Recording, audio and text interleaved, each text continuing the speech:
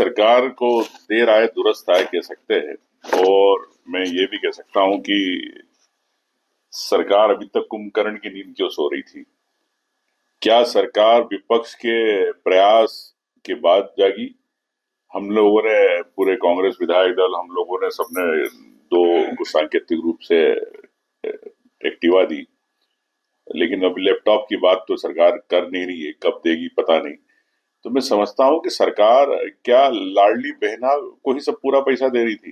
क्या इन मेधावी छात्रों को भूल गई थी प्रदेश के अंदर? तो उन्हीं के बच्चे, उन लाडली बहनाओं के बच्चे हैं जो आगे भविष्य में पढ़ना चाहते हैं। इनका भी अधिकार है, इनको भी स्कूटी मिलना चाहिए, इनको भी लैपटॉप मिलना चाहिए। लेकिन सरकार की जो स्थिति है, कुंभकर्ण की स्थिति है, जब तक हम लोग भोपू पीपी नहीं बजाए, जब तक सरकार नहीं जागती। लेकिन अब मुझे लगता है कि फिर सरकार का प्रयास है तो निश्चित तौर से ये योजना हमेशा चलेगी, ऐसा मुझे विश्वास है कि मुख्यमंत्री जी आज घोषणा करेंगे। अभी तक तो मुख्यमंत्री जी से 1 साल की योजना बता रहे थे, जब भी सवाल आता था कि लैपटॉप स्कूल में होंगे, तो कहते कुछ योजना 1 साल के लिए थी। देखिए, सरकार की योजनाएं तो आपको 5 साल की बनाना चाहिए, सरकार आपकी 5 साल रहती है। अगर आप सिर्फ चुनाव के लिए अगर 1 साल की योजना बनाना चाहते तो ये जनता के इसके खिलाफ वादा खिलाफी है। सर, आज भारतीय किसान संघ भोपाल में प्रदर्शन कर रहा है, मंत्रालय का घेराव कर रहा है। देखिए, मैं कहना चाहता हूं कि भारतीय किसान संघ का जो घेराव आज है और जो हुआ, और मैं समझता हूं कि यही पक्ष भी बनना चाहते, विपक्ष भी बनना चाहते। जब खाद का समय था, पूरे किसान त्राही त्राही पूरे प्रदेश के कर रहे थे, आप कहाँ गए? जब आपने सरकार को क्यों नहीं घेरा? क्यों आपने किसानों के घर पे आपने खाद की बोरियां पहुंचाई?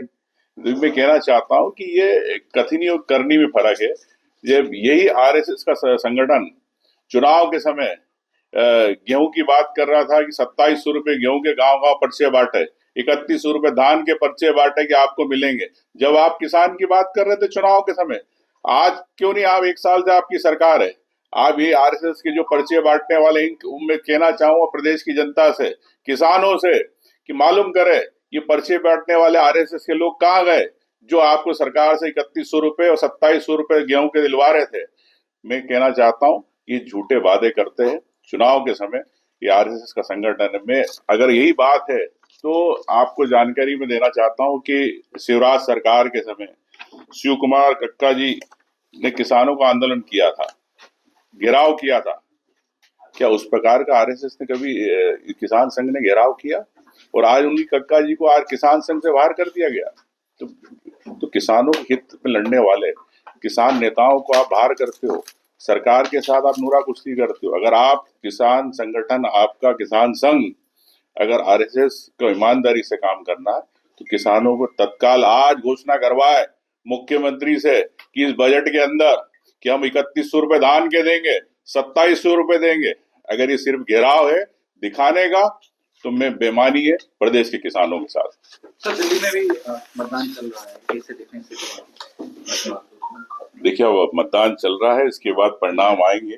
अब आप वो सब जानते हैं कि क्या स्थिति है दिल्ली की। मैं समझता हूँ कि जो भी है परिणाम पॉजिटिव रहेंगे, ये मैं कह सकता हूँ, और भारतीय जनता पार्टी के खिलाफ रहेंगे। देखिए, ठीक है, कोई भी अतिथि आता है, ठीक है, आप सजाते, अच्छी बात है, लेकिन क्या मध्य प्रदेश इन्वेस्टर मीट से आर्थिक रूप से मजबूत होगा?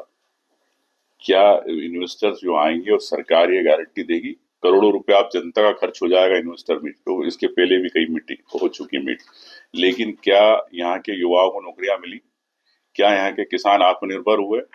क्या यहाँ के हर वर्ग को आर्थिक रूप से आपने संपन्न किया? ये प्रश्न की बात है। अब डुबकी लगाते रहे, सब करते रहे, लेकिन मैं कहता हूँ कि प्रदेश देश कब आत्मनिर्भर होगा? मोदी जी डुबकी के साथ ये बताया कि युवाओं को नौकरी कब मिलेगी, किसानों को एमएसपी कब मिलेगा। डुबकी के साथ ये जरूर वहां पर प्रतिज्ञा ले गंगा में, ये मैं कहना चाहूंगा।